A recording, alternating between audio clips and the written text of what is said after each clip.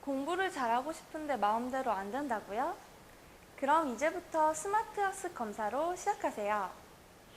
스마트 학습 검사는 나만의 고유한 특성을 알아보는 학습 성격 유형과 공부에 몰입하게 만드는 에너지인 학습 동기 유형, 나의 학습 스타일을 점검하는 학습 전략 유형 진단을 통해 상위 1% 학생의 공부법을 알고 자기 주도적인 학습 능력을 기를 수 있게 도와줍니다. 이제 스마트 학습 검사로 우리 모두 공부의 신이 되어보자고요. 여러분은 어떤 성격을 가지고 있나요? 누구나 타고난 고유한 특성이 있다고 합니다. 그걸 성격이라고 말하는데요.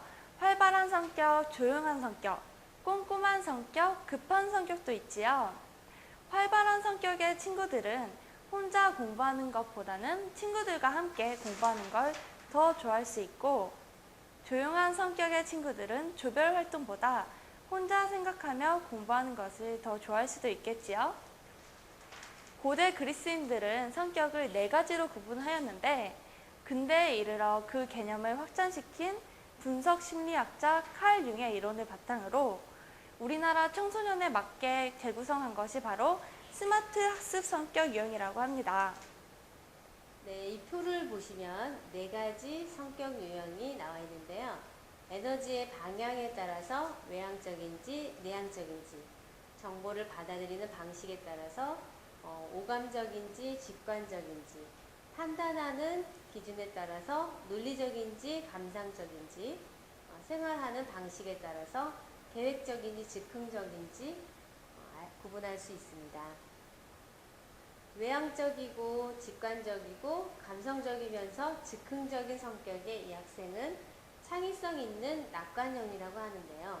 이러한 성격 유형의 강점과 약점이 있죠.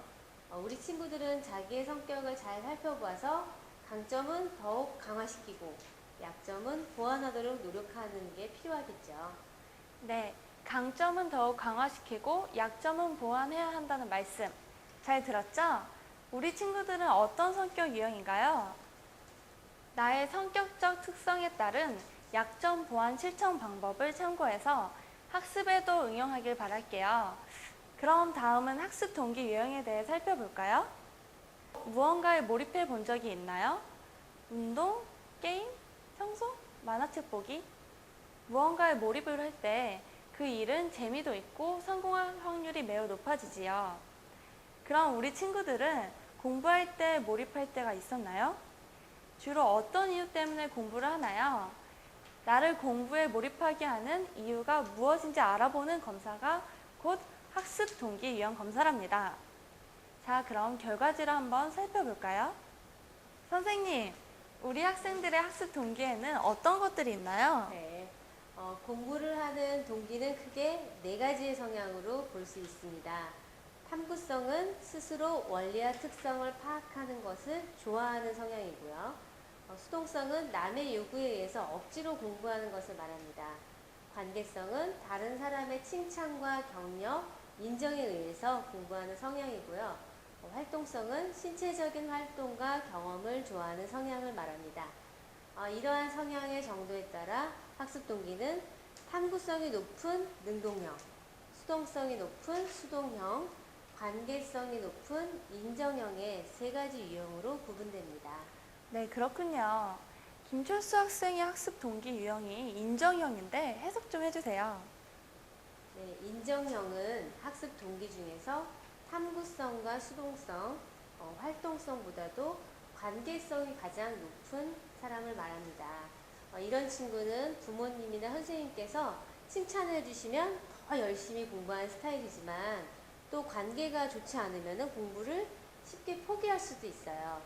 자기 자신을 위해서 공부를 해야 할 확실한 이유, 그리고 공부 자체의 재미를 찾지 못하고 다른 사람의 뜻에 의해서 공부하면 좋은 성적을 거두기가 어렵다는 사실을 명심해야 됩니다. 네, 또 아무리 공부를 열심히 해도 자신에게 맞는 방법을 모르면 성적을 올리기 힘들잖아요. 스마트 학습 정략 검사는 나의 공부 방법에 대해 전체적으로 분석해 보는 과정이라고 합니다. 한번 자세히 살펴볼까요? 네, 학습 전략은 크게 심리 영역인 정서 전략과 실천 영역인 인지 행동 전략의 두 가지로 나눌 수 있는데요. 그 중에서도 정서 전략을 살펴보면 제일 먼저 자효능감이 나옵니다. 자효능감은 나는 잘할 수 있다는 확신과 신념이고요. 회피는 어려운 도전적인 과제를 피하려는 것. 그리고 부담은 공부와 성적에 대해서 심리적인 압박을 느끼는 것을 말합니다. 네, 그렇다면 자아 효능감은 높을수록 좋고 불안과 회피, 부담은 낮을수록 잘 관리하고 있는 거네요. 네, 맞아요. 다음은 인지행동 전략을 알아볼까요? 우리 학습 과정이 컴퓨터의 활동 과정으로 비유했을 때 학습 준비 과정은 컴퓨터를 부팅시키는 것과 같고 인식 과정은 컴퓨터에 정보를 입력하는 것, 그리고 기억 과정은 입력한 내용을 저장하는 것, 활용 과정은 저장한 내용을 출력하는 것에 해당한다고 볼 수 있습니다. 와, 우리의 학습 과정과 컴퓨터의 활동 과정이 많이 비슷하네요. 네, 그렇죠. 그럼 먼저 준비 과정에 해당하는 요소를 살펴볼까요? 사고력은 새로운 것을 생각해내는 창의력이나 비판력입니다. 계획은 공부 목표와 내용, 시간, 방법 등을 미리 생각하는 것이고요. 평가는 계획한 것을 얼만큼 실천했는지 점검하는 것입니다. 이렇게 준비 과정을 마쳤으면 인식, 즉 입력하는 과정에 들어갑니다. 집중은 다른 생각이나 행동을 하지 않고 오직 공부에만 전념하는 상태고요. 이해는 내용의 의미를 정확히 알고 해석하는 능력을 말합니다. 다음 인식하는 것을 기억해내는 과정 중에서 시연은 기억을 유지하기 위해 소리나 행동으로 반복 연습을 하는 것이고요. 구조화는 학습 내용을 관계 있는 것끼리 묶어서 체계적으로 관리하는 전략입니다. 정교화는 새로 배운 내용을 이전에 알고 있던 내용과 연결시켜 응용하는 전략을 말합니다.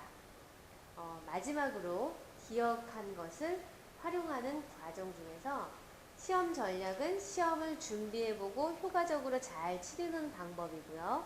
자원 관리는 나 자신 또는 가족이나 선생님, 친구에게 도움을 받거나 도움을 요청하는 노력을 말합니다. 네, 선생님, 잘 들었습니다. 지피지기면 백전백승이라고 하듯이 나에게 딱 맞는 학습 전략을 파악하는 건 무엇보다 중요한 일인 것 같아요. 그렇지만 학습 전략을 알아도 실천을 하지 않으면 아무 소용이 없겠죠? 우리 친구들 모두 자신만의 학습 전략과 실천으로 목표를 꼭 이루시길 바래요. 화이팅!